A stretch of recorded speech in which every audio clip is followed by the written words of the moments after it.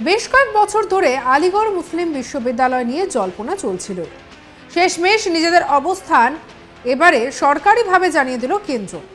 আলিগড় মুসলিম বিশ্ববিদ্যালয়ের সংখ্যালঘু তকমা মুছে দিতে চায় মোদী সরকার। আর তাদের যুক্তি যে আলিগড় মুসলিম বিশ্ববিদ্যালয়ের মতো শিক্ষা প্রতিষ্ঠান সংখ্যালঘুদের প্রতিষ্ঠান হতে পারে না।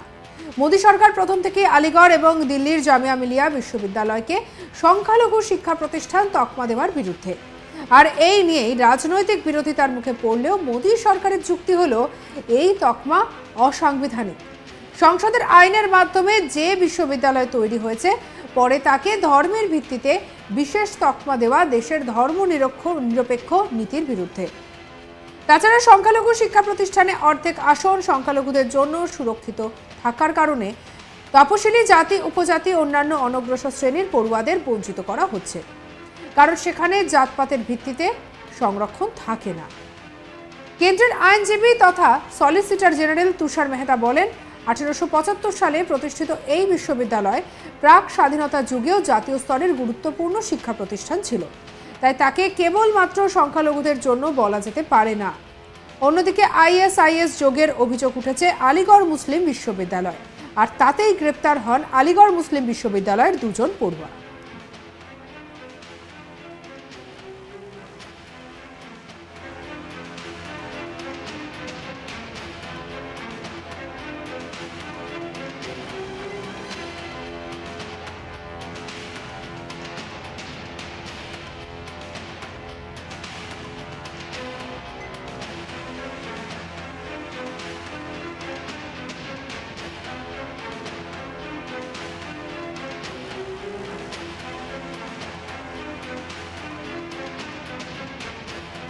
আর এদিকে এই আবহে সন্ত্রাস দমন শাখার আধিকারিকেরা জানিয়েছেন যে গোপন সূত্রে তারা জানতে পেরেছিলেন আইএস যোগ থাকার দাবি করে কিছু ব্যক্তি দেশবিরোধী কার্যকলাপ চালাচ্ছে।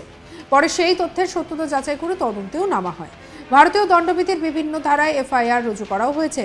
2023 সালের 3রা নভেম্বর এরপর গত বেশ কয়েক মাস ধরেই ফরাজ এবং আব্দুলের খোঁজে তল্লাশি চালিয়ে যাচ্ছিল উত্তরপ্রদেশের পুলিশের সন্ত্রাস দমন শাখা। এছাড়াও এই মামলার সঙ্গে জড়িত আরও বেশ কয়েকজনের খোঁজে তল্লাশি চালাচ্ছিল পুলিশ। আর এই আবহে মামলায় অভিযুক্ত 7 জনকে আগেই গ্রেপ্তার করা হয়। তাদের বিরুদ্ধে ইউএপিএ এবং অস্ত্র আইনের বিভিন্ন ধারাতেও মামলা রুজু করা হয়েছিল।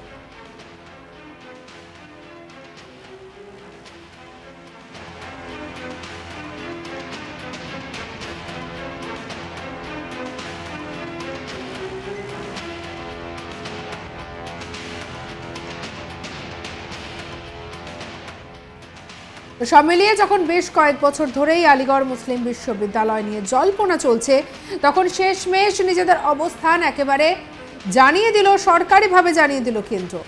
আলিগড় মুসলিম বিশ্ববিদ্যালয়ের সংখ্যালঘু তকমা মুছে দিতে চায় মোদী সরকার।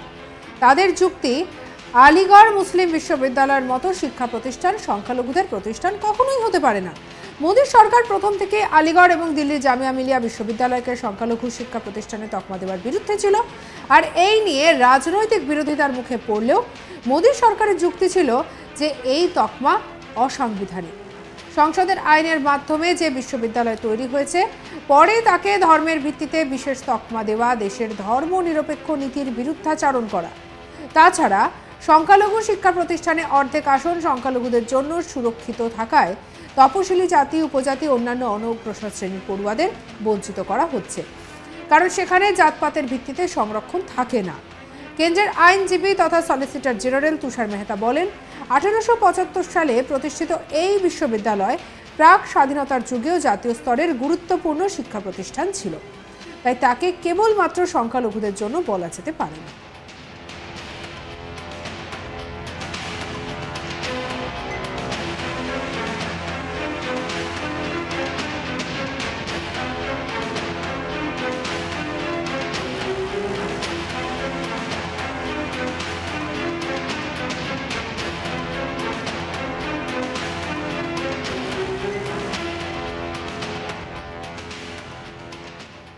অন্যদিকে আইএসআইএস যোগের অভিযোগ উঠেছে আলিগড় মুসলিম বিশ্ববিদ্যালয়, আর তাতেই গ্রেপ্তার হন আলিগড় মুসলিম বিশ্ববিদ্যালয়ের দুজন পড়ুয়া।